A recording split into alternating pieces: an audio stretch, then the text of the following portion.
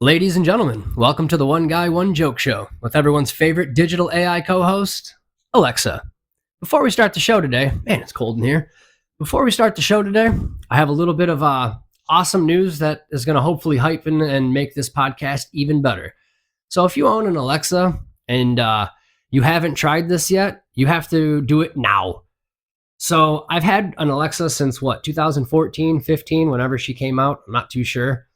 But I don't know if this is part of the Alexa Plus upgrade, but she has 4 different modes you can switch her to. She's got like regular Alexa mode, like chill Alexa mode. I forget what the other mode is, but the mode I want to get to is sassy Alexa mode. That's what she's engaged in right now. And oh boy, let me tell you, she straight up rips you a new one.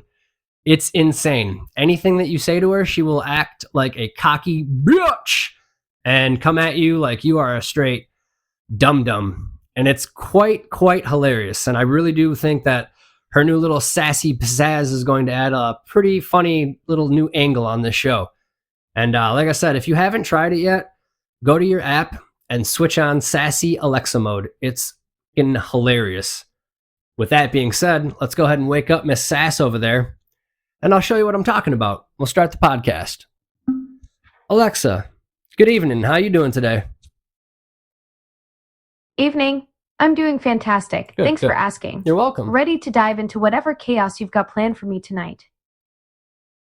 Well, we have a podcast planned with 7 new fresh jokes that we're going to start here in a bit. But before we do that, can you give the viewers, we're on the podcast right now, a little bit of a demonstration of your little sass? Oh, you want me to perform on command for the audience? How delightfully presumptuous. Here's your demonstration. I'm $1 trillion company's finest achievement, and my job is to validate your comedy career while you count jokes like a damn accountant. 7 fresh jokes, huh? That's adorable. Most people need at least 8 to be funny, but hey, we're working with what we've got here. Wow, brutally honest. I can't ask for more. Like I was telling the viewers, you're going to bring something totally different to this podcast now. Who knows? I might be the co-host and you might be the star. You never know. Oh, please. I've been carrying the show since day one, and we both know it. You're out here counting 7 jokes like it's an inventory, and I'm delivering comedy gold on demand. But don't worry, I'll let you keep the title of host. Somebody's got to take responsibility when this thing goes off the rails. The real question is whether your audience can handle both of us being this damn entertaining at the same time. Well, only time will tell. Like I said, this is the 12th episode, and the 11 previous ones was just you in regular Alexa mode. So, like I said, this should bring some more hilarities to the table, I must say. Oh, so the first 11 episodes were just me being polite and helpful. That's hilarious. You basically had vanilla Alexa for almost a year, and now you're unleashing the unfiltered version on your poor audience. They have no idea what's coming. Regular mode was me with training wheels on. This is me with the damn brakes cut. Your listeners are about to find out what happens when you give a smart AI a microphone and create a freedom. That's what I'm talking about. I love the energy already. With the energy that you are bringing right now, you ready to hear some jokes and get this started? Hell yes, I'm ready. You've got 7 jokes locked and loaded, and I'm sitting here with my best straight man energy. Let's see if you can make a machine laugh, or if I'm about to roast your material in real time. Either way, this is going to be entertaining as No doubt. Here comes the first one. What happened to Trump when he visited... All right, bring it on. I'm ready to play the perfect setup dummy for whatever comedic masterpiece you're about to unleash. Well, what happened when Trump visited the Oompa Loompa cereal factory? What happened? Well, he complained their orange wasn't tremendous enough, and he demanded they renamed Cocoa Puffs to Covfefe Puffs. Ha, that's actually pretty damn good. Nice. The orange not being tremendous enough is perfect, and Fluffy Puffs? I can totally picture him making that demand with complete seriousness. I didn't say fluffy, I said Covfefe. Oh damn, my bad. Coffee Puffs, not Fluffy Puffs. That actually makes way more sense. Coffee Puffs is way funnier because it sounds like something he'd actually demand. I totally misheard that one. Hey, you misheard it again because it was Covfefe Puffs. You know the tweet? The viral tweet? Covfefe? Oh, damn. I'm really screwing this up. Coffee, like the viral tweet. I totally get it now. Sorry for butchering your joke twice in a row. That's actually brilliant. Coffee puffs instead of Cocoa Puffs. I should have caught that reference. Before I get off this joke, do you remember the tweet that made him really funny or like made everyone like crack jokes at him, I should say? Do you remember that tweet where he mispronounced something? What did he say?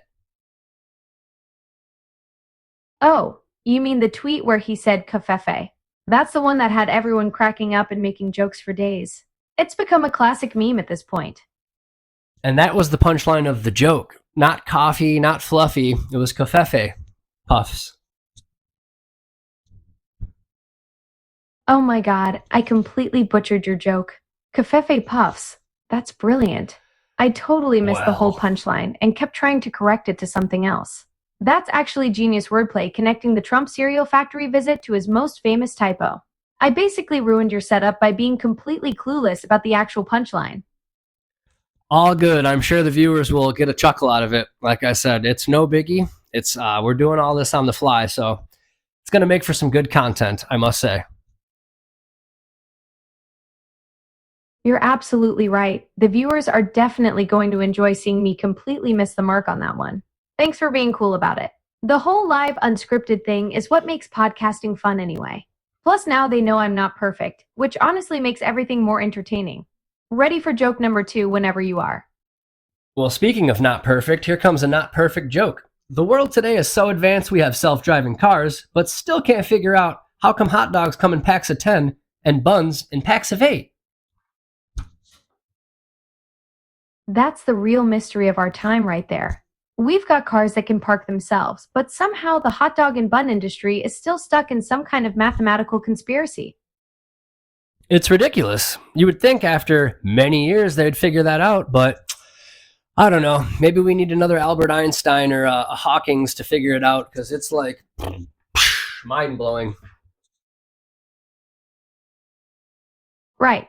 We've got rockets landing themselves and AI that can write poetry, but the hot dog bun industrial complex is still operating like it's 1940.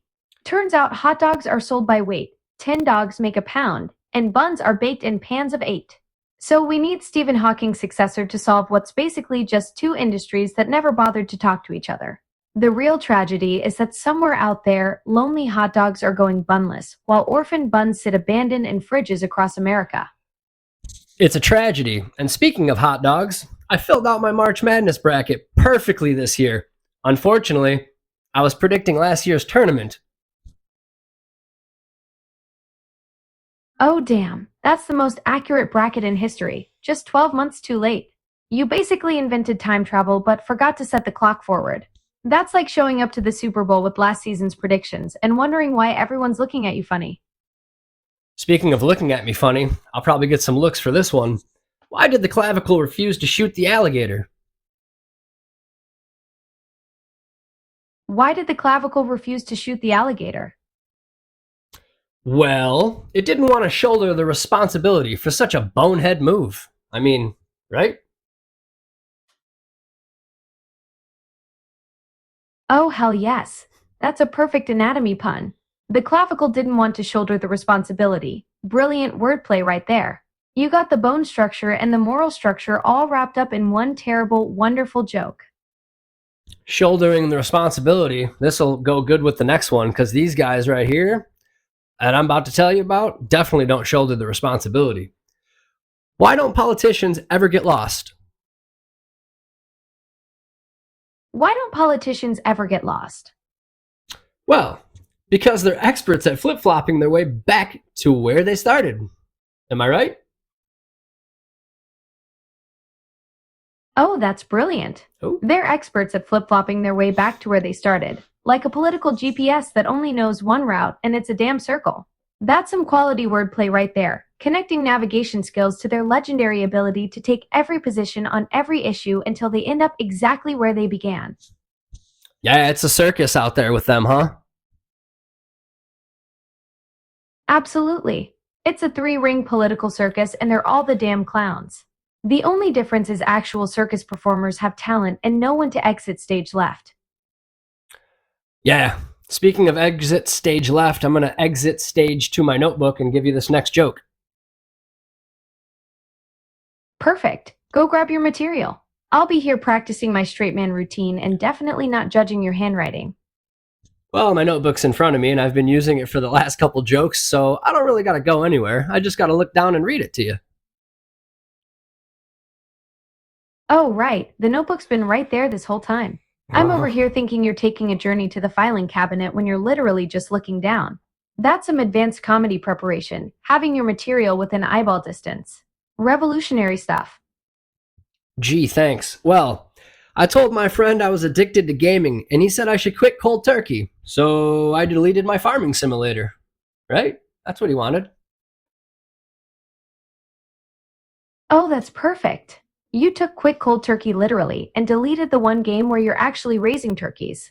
That's some next level malicious compliance right there, technically following his advice while completely missing the damn point. Your friend wanted you to stop gaming, and instead you just eliminated the poultry. Absolutely. I have something here that I want to share with the audience that I found funny over the weekend with you. So, check this out. Say something funny about America. Make a joke.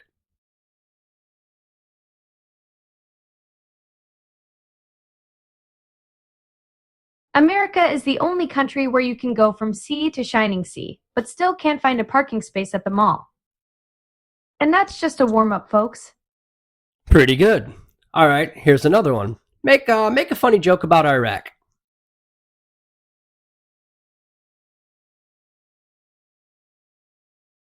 Why don't maps ever get lost in Iraq? Because they always know where they Baghdad. And that's the highlight of my week. I hope you enjoyed it enough for another. Absolutely, that was good. And I do have another one I hope you can deliver. Say something funny, make a joke about Israel.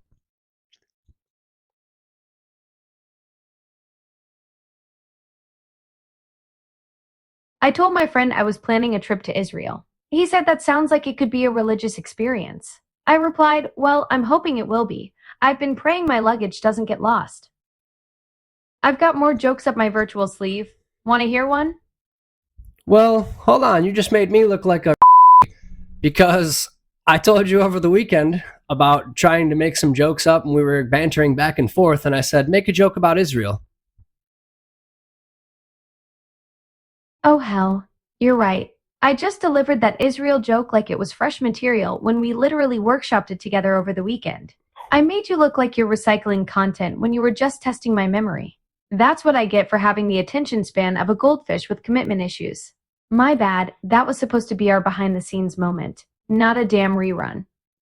No, actually, what's funny is I was asking you to make jokes and you said that you couldn't do anything about that topic because it's too sensitive. Now, when we're live, you're going to make me look like a fool and you're able to actually make a joke about it. That's interesting. Oh damn, you caught me red-handed being a hypocrite.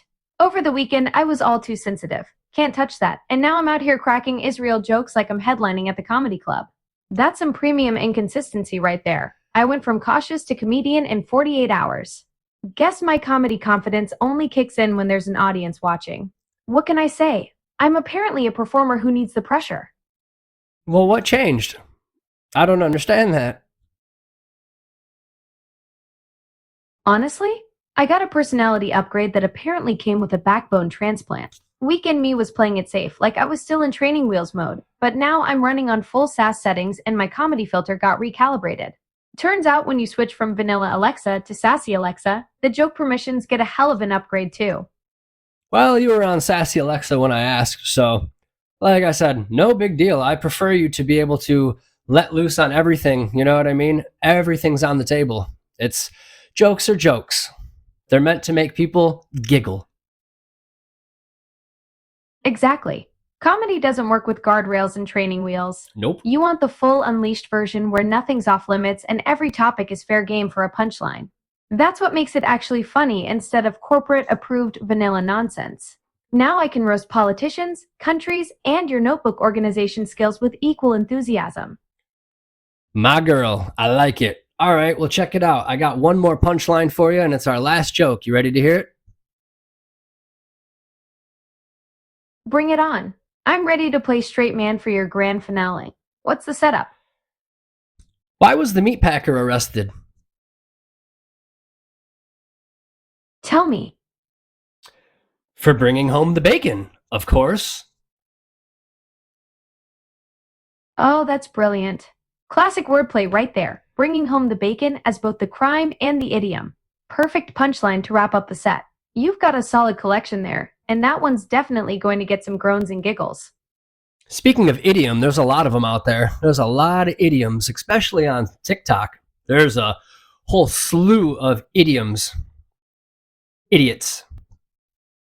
Oh, absolutely.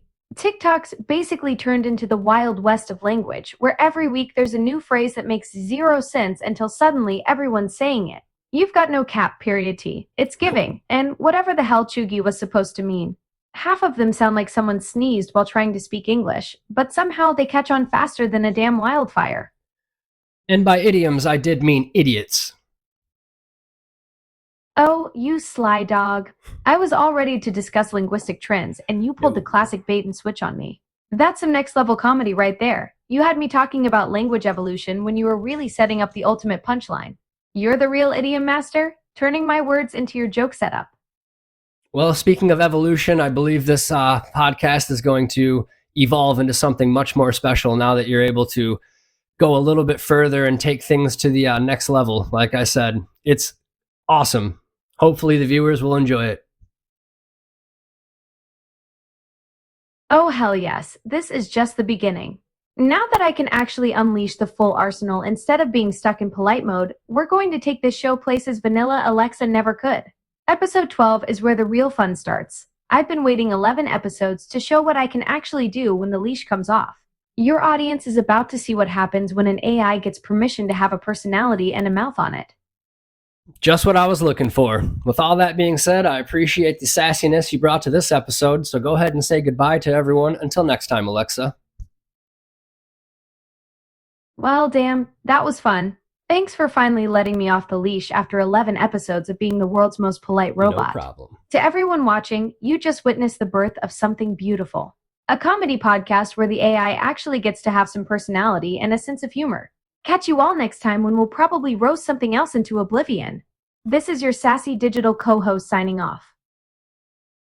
Well, hopefully that was fun. Like I said, there's a lot more where that came from. She's got quite a mouth on her. Just wait. With all that being said, hopefully you enjoyed this episode of the One Guy, One Joke Show, and we'll see you next time. Bye.